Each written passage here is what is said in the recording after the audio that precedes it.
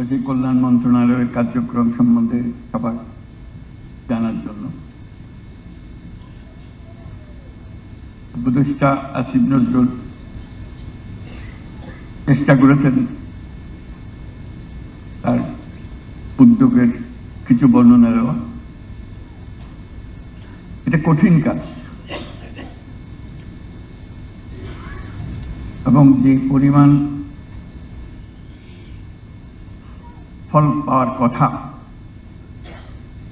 সমস্যা সমাধানের জন্য, শত চেষ্টা সত্ত্বেও তার ধারে কাছে যাওয়া যায় না। যেগুলো সফলতা কার্যক্রমের কথা বলল, আমি শুধু সবাইকে সতর্ক করে দিচ্ছি, তাতে সমস্যার সমাধান হয়নি, সমস্যা আরো গভীর, আরো জটিল। এটা সমাধানের জন্য যেই পরিমাণ প্রচেষ্টা দরকার, এখন আমরা সেটা করে উঠতে পারিনি। আমার সঙ্গে এই সমস্যার পরিচয় ভিন্ন দিক থেকে এসছে, সরকারে আসার অনেক আগে থেকে। গ্রামীণ ব্যাংকের মাধ্যমে আমরা মেয়েদের সঙ্গে কাজ করি, গ্রামীণ ব্যাংকের মাধ্যমে গ্রামে গঞ্জে কাজ করি, নানা কাজে ঋণ দিতে হয়। ক্রমে একটা ঋণের প্রস্তাব আসতে আরম্ভ করলো, যেটা শাখা পর্যায়ে সিদ্ধান্ত দিতে পারছিল না, যে আমাদের কাছে আসলো।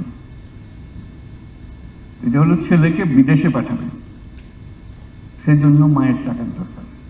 মা হলো গ্রামীণ ব্যাংকের সদস্য, এই কাজে টাকা দেওয়া যাবে কে যাবে না, বহু আলোচনা হলো। 4 গুণ শক্তিশালী এনজাইম ও অধিক ফেনা সমৃদ্ধ অরিক সিলভার ওয়াশ মাত্র 70 টাকায়। আমরা সাব্যস্ত করলাম যে আমরা দেব।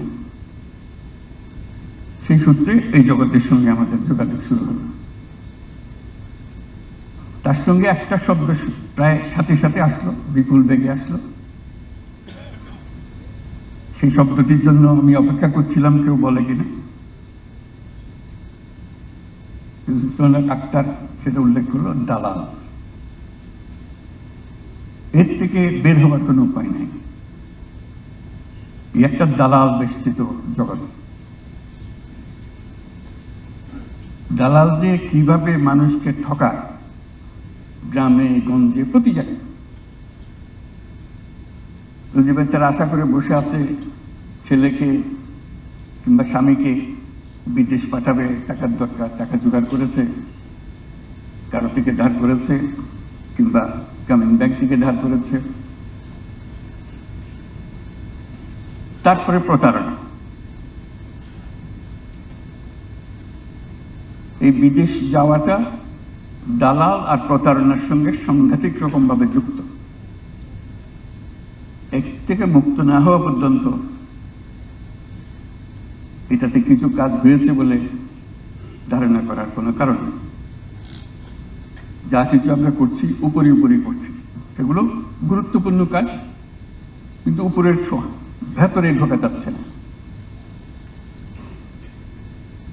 আমরা সরকারে আসার পরে প্রথম এটার সঙ্গে সম্মুখীন হলাম ভিন্ন কারণে, গণ অভ্যুত্থানের সঙ্গে জড়িত কারণে। তাদের জেল সেন্টেন্স হয়েছে, তাদেরকে উদ্ধার করতে হবে।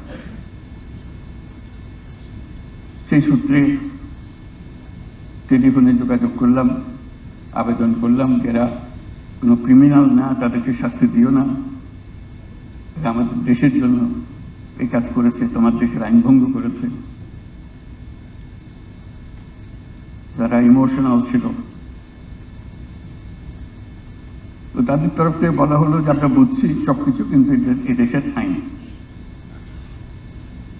আমরা কি করতে পারি, আমাদের প্রতি সদয় হও।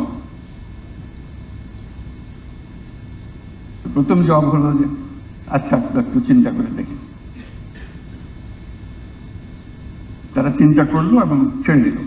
তো খুব আনন্দিত হলাম, তাকে ধন্যবাদ দিলাম। আর বহুদিন পরে আবার দেখি সেই একই রকম একটা, আবার এই আবেদন নিবেদন, আবার তাদেরকে মুক্তি দেওয়া। তারা শত কষ্ট করে বিদেশে গেছে, ধার দেনা করে গেছে, কষ্ট করে টাকা পাঠাচ্ছে,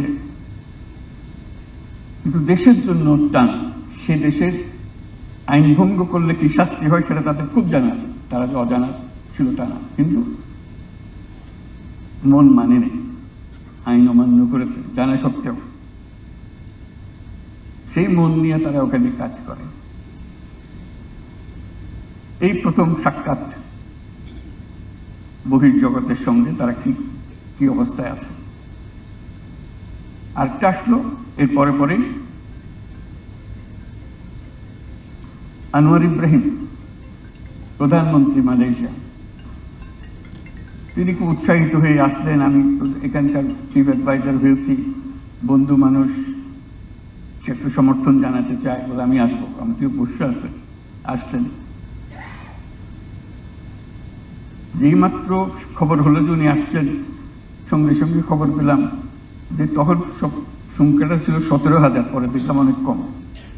প্রথমবার বলা 17,000 শ্রমিক শেষ মুহূর্তে যেতে পারে নাই, তারা টাকা পয়সা সব দিয়েছে, শেষ মুহূর্তে যেতে পারেনি কারণ মেয়াদ শেষ হয়ে গেছে তাদের। এটা বহু লেখালেখি হচ্ছিল কি কত। উনি যখন আসলেন ওনাকে বললাম যে একটা কাজ আমাকে করে দিতে হবে, এদেরকে নিয়ে যেতে হবে। সব টাকা পয়সা সব দিয়েছে, সবকিছু আছে, কিন্তু যে তারিখের মধ্যে টিকিট পাওয়ার কথা সেই তারিখে টিকিট পায়নি, কাজে যোগদান করতে পারেনি, কাজে এটা নাকচ হয়ে গেছে। বন্ধু মানুষ না করতে পারে না কথাটা, বল ঠিক আছে আমি দেখবো। এখানে বসে অনেক পরামর্শ করলো, সবাই পরামর্শের মধ্যে নেগেটিভ, যে এটা তো পারা যাবে না। উনি বললেন আমি গিয়ে দেখব। তুমি সত্যি সত্যি আন্তরিকভাবে দেখলেন, আসলে কঠিন কাজ, কারণ ওনার একার হাতে সমস্ত ক্ষমতা নাই এটা করার। উনি তবু পেছনে লেগে রইলেন। পরবর্তীতে আমি এবং আমার সহযোগী উপদেষ্টা আর যারা আছেন তারাও গেছেন স্টেট ভিজিটে মালয়েশিয়া, তারই আমন্ত্রণ। সেই ভিজিটের আগাগোড়া বিষয় ছিল ওই 17,000 বা যত সংখ্যক তারা ফেরত আসতে পারছে কিনা। পুরা মালয়েশিয়ান সরকার আমাদের পেছনে চেষ্টা করলো যে ওদেরকে পাঠানো হোক। সংখ্যা ঠিক হলো, এটা 17,000 হবে না, আরো কম হবে, 12,000 বা এরকম কিছু হবে। কেউ পরিষ্কার সব সংখ্যাটাও বলতে পারছিল না। তো সেটা উদ্ধার হলো, সেটা হলো বহু লম্বা চড়া ইতিহাসটা, কিন্তু শেষ পর্যন্ত হলো। এটা করতে গিয়ে দেখা গেল এর দালালি, সিন্ডিকেট, কে কার টাকা মেরেছে, আসলে ঘটনা অত পরিষ্কার না। পুরো জগৎটাই হলো দালাল বেষ্টিত জগৎ। আসল খবর কার কাছে বোঝা মুশকিল, কে কার থেকে কি কারণে টাকা নিচ্ছে বোঝা মুশকিল। সরকার অনেক দূরে এটার থেকে, ভেতরে ঢোকার ক্ষমতা সরকারের নাই, এখনো হয়নি, আশা করি একদিন হবে। এই হলো